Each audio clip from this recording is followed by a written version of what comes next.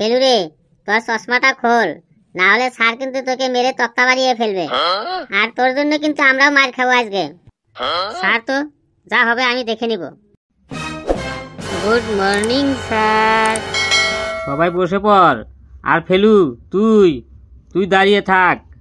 তুই চশমা পরে এসেছিস, আমার ক্লাসে তুই চশমা পরে এসেছিস, হিরো হয়ে গেছিস, তাও আবার আমার সামনে। খোল চশমা, খোল। স্যার, চোখে আমার ইনফেকশন হয়েছে স্যার। যদি আমি চশমা খুলি তাহলে আপনার চোখেও ইনফেকশন হয়ে যাব স্যার। তোর চোখে যদি ইনফেকশন হয়েছে তাহলে তুই স্কুলে আলি কেন? ঘরে বসেই থাকতে পারতি। স্যার, স্কুল খোলা থাকলে না আমার ঘরে একদম মন বসে না, তাই স্কুল চলে এলাম। সে যাই হোক, তুই চশমাটা খুলে বস, না হলে তোকে মেরে কিন্তু আমি একদম অন্ধ বানিয়ে দিব। May I come in sir? Coming coming, কিন্তু তুই চশমা পরে এসেছিস কেন? স্যার, বাইরে খুব রোদ আর বাতাসে খুব ধুলাবালি উঠছে, তাই আমি চশমা পরে এসেছি। একদম ঠিক বলেছিস, রোদে চশমা পরলে চোখ খুব ভালো থাকে আর ধুলাবালিও ঢোকে না। পরে থাক, কোনো ব্যাপার নেই, ক্লাসেও পরে থাক, নো টেনশন। যা নিজের জায়গায় গিয়ে বস। ঠিক আছে স্যার, যাচ্ছি। ঘেটু, তুই আমার সামনে আয় তো। বলুন স্যার। এই নে, এই নে, এই নে, এই নে, এই নে, এই নে, এই নে, এই নে, এই নে। স্যার, আমাকে মারছেন কেন স্যার? আমি কি অন্যায় করেছি স্যার?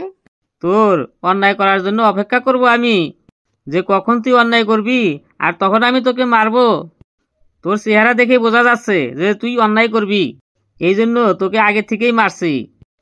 এই নে, এই নে, এই নে, এই নে, এই নে, এই নে। স্যার, ছেড়ে দিন স্যার, খুব লাগছে স্যার। ফেলু, তুই শোন তো এখানে। বলুন স্যার। তুই হোমওয়ার্ক করে এসেছিস? হ্যাঁ স্যার, সব হোমওয়ার্ক করে এসেছি। তোর ড্রাইভিং লাইসেন্স আছে? স্যার, আমার ড্রাইভিং লাইসেন্স তো হয়নি এখনো। কেন বানাসনি, কেন বানাসনি, কেন বানাসনি এখনো তোর ড্রাইভিং লাইসেন্স? এই নে, এই নে, এই নে, এই নে, এই নে। স্যার, মারছেন কেন? এখনো তো আমার 18 বছর পূর্ণ হয়নি, তাই ড্রাইভিং লাইসেন্সও তৈরি হয়নি। তোর 18 বছর পূর্ণ হয়নি, এটা কি আমার ভুল? কেন ধীরে ধীরে বড় হচ্ছিস, তাড়াতাড়ি বড় হচ্ছিস না কেন? তাড়াতাড়ি বড় হ। এই নে, এই নে, এই নে। ঘেটু, তোর খুব হাসি পাচ্ছে তাই না? আয়, তুই এইখানে আয়। স্যার, আমি কখন হাসলাম? আমি তো হাসি নেই। আমি কি এখন তোর হাসার জন্য অপেক্ষা করব, যে তুই কখন হাসবি আর আমি তখন তোকে মারবো? অন্তর থেকে তো তোর হাসি পাচ্ছে, এবার তুই যদি মুখে না হাসিস সেটা কি আমার দোষ? এই নে, এই নে, এই নে। কামিং স্যার, ভেতরে আসছি। ভিতরে কেন এলি? আমি তোকে পারমিশন দিয়েছি ভিতরে আসার। কোথায় ছিলি তুই? তুই এত লেট করলি কেন? তুই জানিস না স্কুল কখন শুরু হয়? এটা কি তুই দাদির বাড়িতে এসেছিস? যখন খুশি আসবি আর যখন খুশি যাবি। স্যার, সত্যি কথা বলতে আজকে ঘুম থেকে উঠতে আমার একটু লেট হয়ে গেছে, তাই স্কুলে আসতে আমার একটু লেট হয়ে গেল। তোর অজুহাতটা আমার খুব একটা ভালো লাগলো না। আমার একটা ভালো দেখে অজুহাত বানা, তারপরে আমাকে বল। স্যার, আমি কোনো অজুহাত দিচ্ছি না, সত্যি সত্যি বলছি, আজ আমার ঘুম থেকে উঠতে একটু দেরি হয়ে গেছে। আচ্ছা, তুই আমার মুখে মুখে তর্ক করছিস? এই নে, এই নে, তোর খুব সাহস হয়েছে তাই না? এই নে, এই নে, এই নে। স্যার, ছেড়ে দিন স্যার, এমনিতেই আমার শির দাঁড়াটা বেঁকা হয়ে আছে, তাহলে যদি আপনি মারেন তাহলে তো আমার শির দাঁড়াটা আর কখনো সোজা হবে না। স্যার, ওকে আর মারবেন না, ছেড়ে দিন স্যার। আচ্ছা, ওকে মারলে তুই আমাকে কি করবি বল? তুই আমার সামনে আয় তো, তুই আমার সামনে আয়। স্যার, কালুকে মারলেন, ওটা আমি মোবাইলে ভিডিও করে রেখেছি, একদম এইচডি ভিডিও, 1 মিনিটেই আমি ভাইরাল করে দিব। আচ্ছা, ভিডিও করছিলি তুই তাই তো? এই নে, এই নে, ভাইরাল করবি তুই আমার ভিডিও। এই নে, এই নে, কর ভাইরাল, কর ভাইরাল, দেখি কেমন তুই ভাইরাল করিস। এই নে, এই নে, এই নে, কর রেকর্ডিং, যা করার কর। তোর মুখের সেপ আজকে মেরে এমন করে দিব না, তোর বাড়ির লোকেরাই আজকে তোকে চিনতে পারবে না। এই নে। আপনার টিচার না হয়ে পুলিশ হওয়ার দরকার ছিল। কিছু বললি? না স্যার, আর কিছু বলিনি। যা, জায়গায় যা।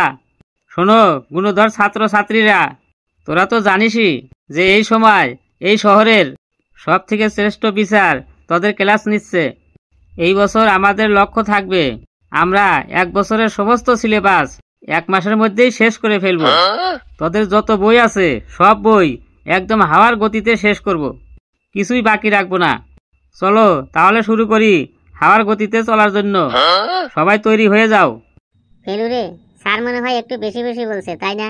চুপচাপ সাইডে ফিরে থাক, না হলে কিন্তু স্যার আমাদেরকে মেরে একদম মুখের সাইজ চেঞ্জ করে দিবে এবার। এই কি বললি রে তোরা?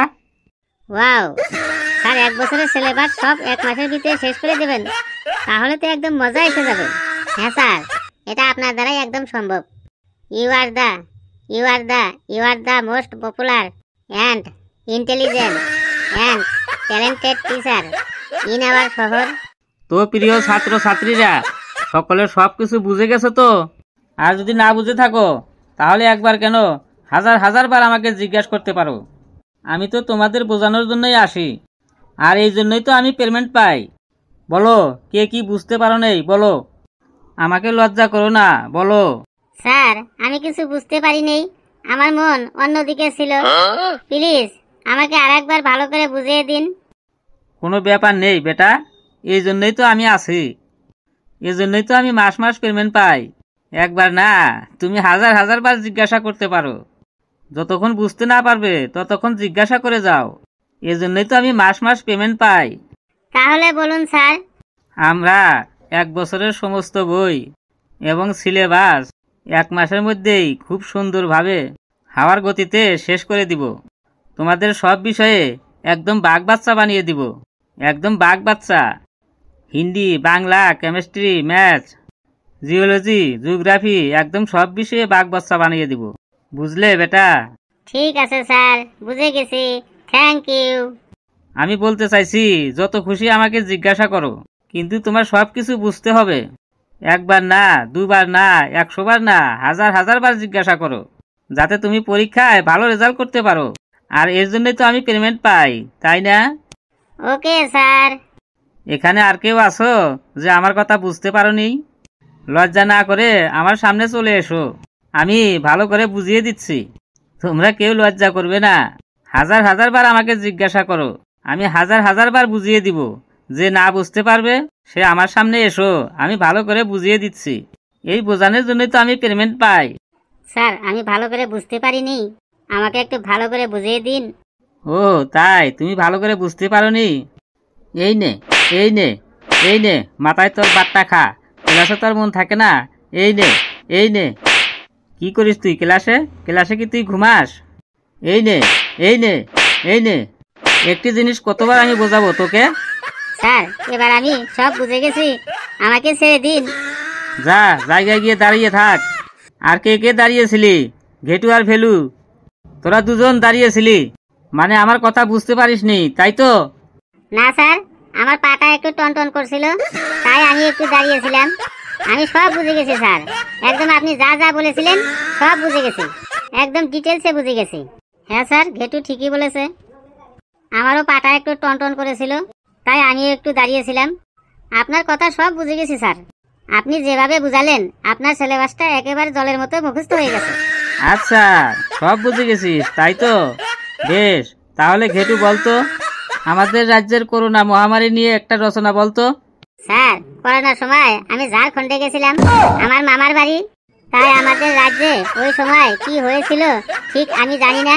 হ্যাঁ, আমি জানতাম তুই বলতে পারবি না। আমাকে আর রাগাস না কিন্তু, এবার তোর মুখের শেপ একদম চেঞ্জ করে দিব।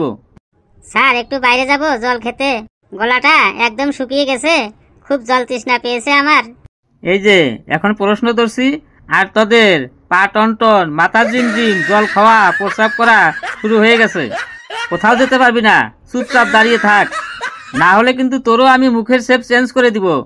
স্যার, আমার খুব জল তৃষ্ণা পেয়েছে, বাইরে যাব জল খেতে। যাও যাও, তোমার আবার এটা জিজ্ঞাসা করার কি আছে? যাও, জল তৃষ্ণা পেয়েছে যদি অবশ্যই জল খেতে যাবে। তুমি তো শুধু 1 গ্লাস জলই খেতে যাবে, পেট্রোল তো আর খাবে না। যাও যাও, আর যদি যেতে অসুবিধা হয় তাহলে তোমার জন্য জলের ব্যবস্থা আমি এখানেই করছি। আমি বাইরেই যাচ্ছি স্যার জল খেতে। যাও যাও, যত খুশি জল খেয়ে আসো, যাও। ফেলু, তুই দাঁড়া, তুই আমাদের দেশের করোনা মহামারী নিয়ে একটি রচনা বল।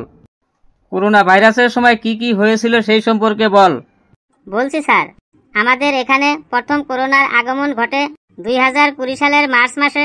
মানুষ শুরুতেই থালা বাটি টিন বাজিয়ে করোনাকে তাড়াবার চেষ্টা করেছিল, কিন্তু কিছুতেই গেল না। তারপরে কেউ কেউ বলল করোনা গো গো করোনা গো, তাতেও গেল না। তারপর সকলে মোমবাতি জ্বালালো ও একদিনের জন্য রাস্তাঘাট, অফিস কাছারি, স্কুল কলেজ, হাট বাজার বন্ধ রাখা হলো, তাতেও করোনা গেল না। করোনার সময়ই সব মানুষই একটা জিনিস দেখতে পেল যে মানুষের চায়ের প্রতি কত নেশা। আমরা চা খাবো না চা আমরা। তারপরে আমরা এখানে চা খেতে এসেছি, আড্ডা মারতে নয়। চা খাওয়া হয়ে গেছে, বাড়ি চলে যাচ্ছি। এই দুটি বিখ্যাত মানুষের বিখ্যাত উক্তি সকলে করোনার সময়ই শুনতে পেয়েছিল। জীবন যায় যাক, দোকান থেকে চা খেতেই হবে। করোনার সময় সব থেকে বেশি মজা লাগতো, আবার ভয়ও লাগতো টিভি চ্যানেলগুলির খবর দেখে। টিভি চ্যানেলগুলির খবর বলার স্টাইল দেখে।